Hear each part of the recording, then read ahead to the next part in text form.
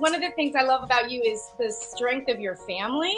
Like, can we just talk a little bit about how your husband, has he been on the same journey as you? We've been like pretty much on the same page the whole time, like Wow, awesome. totally on everything.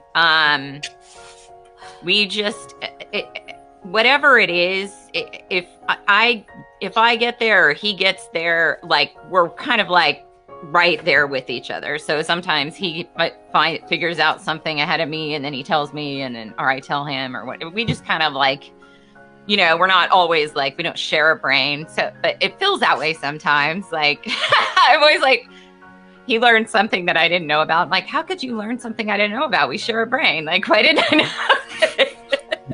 I missed the upload. What's going on? Yes. I wasn't CC'd in.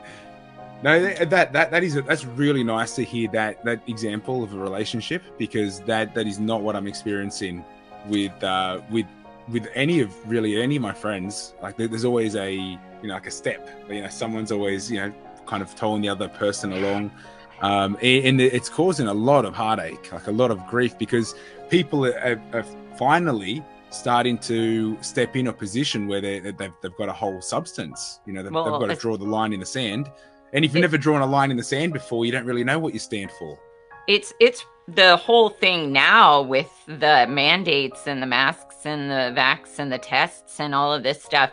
It's ripping families apart. I mean, I'm seeing it. It's horrible to watch. It's just really crazy what you're talking about. It's just sad, terrible. And I feel very lucky with Aaron. Our latest little thing, I don't know if you want to call it accomplishment, it was kind of where we effed up, is that we gave our kids access to play certain video games and stuff, and they got full on addicted. And so we've just spent the weekend of detox of just miserable crying kids. And then yesterday it was all of a sudden, it was like boom, like the light switch, and then they were just kids again. And I was like, oh my gosh, where have you guys been? Because it's just been like, I think they've been playing Roblox for and it was just supposed to be like, we were going to time them and only let them play like a certain amount of hours or something. But it just became like because we unschool, they just wanted to do it all the time. And we try to be very hands off about like following their interests and encouraging them in their interests. But at a certain point, it was just like, if we had never brought these computers, it's our fault, because if we hadn't brought these computers in, they wouldn't have them and we wouldn't have to say no all the time. And so this whole struggle is because we brought this in here and we can just as easily take it out. So that's what we decided to do.